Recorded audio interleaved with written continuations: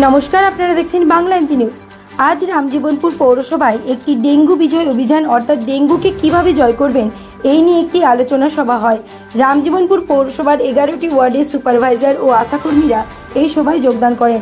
কিভাবে তারা মানুষকে সচেতন করবে ডেঙ্গু, টাইফয়েড ও ডায়রিয়া এই নিয়ে সেখানে আলোচনা হয়। সাম্প্রতিক যে বন্যা দেখা দিয়েছে তাতে মানুষের দুর্ভোগ আরও বেড়েছে, যার ফলে ডেঙ্গু, ডায়রিয়া ও টাইফয়েড, ম্যালেরিয়ার মতো রোগের প্রকোপ বাড়ছে। সাপের কামড়ে অনেক মানুষের মৃত্যু হয়েছে।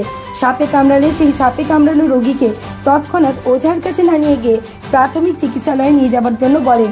উক্ত আলোচনা সভায় উপস্থিত ছিলেন অ্যাডিশনাল সেক্রেটারি জলি চৌধুরী, রামজীবনপুর পৌরসভার পৌরপিতা কল্যাণ তেওয়ারি, ভাইস চেয়ারম্যান শিউরি সিং ভট্টাচার্য ও আরও অনেক কাউন্সিলররা এবং বিশিষ্টজনেরা।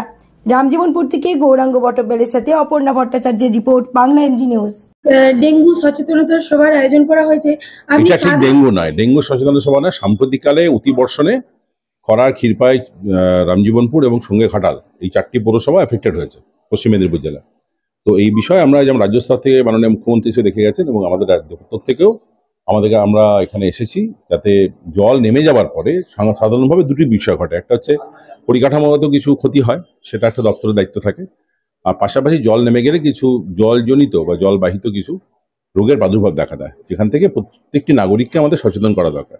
সেই বিষয়ে আমি এবং আমার সহকর্মীরা যারা এন্টোমোলজিস্ট আছেন, এখানকার যিনি হেলথ অফিসার আছেন বা মেডিকেল অফিসার আছেন এবং সমস্ত কাউন্সিলর, সিআইসি, সর্বোপরি চেয়ারম্যান, চেয়ারপারসন সাহেব, 3টি পৌরসভাতেই আমরা ঘুরে আজকে সারাদিন ধরে সেটা একটা ইন্টারাকশন করলাম। আমরা আশা রাখবো যে প্রত্যেকটি নাগরিকের কাছে আমরা এই বার্তাগুলো নিয়ে পৌঁছে দিতে পারবো, যাতে করে তারা সাবধান হন, সচেতন হন। কোনো অসুবিধা হলে আমাদেরকে জানান। জল নেমে যাওয়ার পর চিন্তাটা বেশি, এটা আপনারা সকলেই জানি ছোটবেলা থেকে। সেটাই একটা দপ্তরের, এটা একটা দায়িত্ব আমাদের। স্বাস্থ্য দপ্তর, আমাদের দপ্তর সবাই মিলে একসঙ্গে, জেলা শাসক তো করছেনই সবটা যা যা করা, কিন্তু আমাদের একটা দায়িত্ব আছে। সেই দায়িত্ব পালন করার উদ্দেশ্যে আমরা সকলে মিলে আজকে এখানে এসেছি। আমরা আশা রাখছি যে যেভাবে উদ্যোগ দেখছি তাতে কোনো অসুবিধা হওয়ার কথা না। রাজ্য থেকে যা সহযোগিতা লাগবে আমরা সবটাই দেবো তাদের। অনেক ধন্যবাদ স্যার।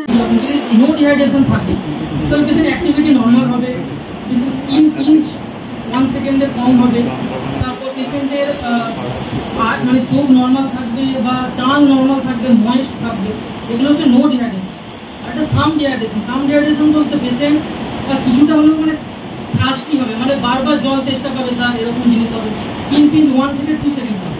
আর একটা হচ্ছে সিভিয়ার ডিহাইড্রেশন পেশেন্ট লেথার্জিক হয়ে পড়বে, মানে পেশেন্ট 9, 10, এটাও 10 বার, আবার এটাও 1, 2, 3, 4, 5, 6, 7, 8, 9, 10। এটা হয়ে যাওয়ার পরে যে গাঁট, এই গাঁটটা 10 বার, এই হাতটাও 10 বার, ওই দিকেও 10 বার।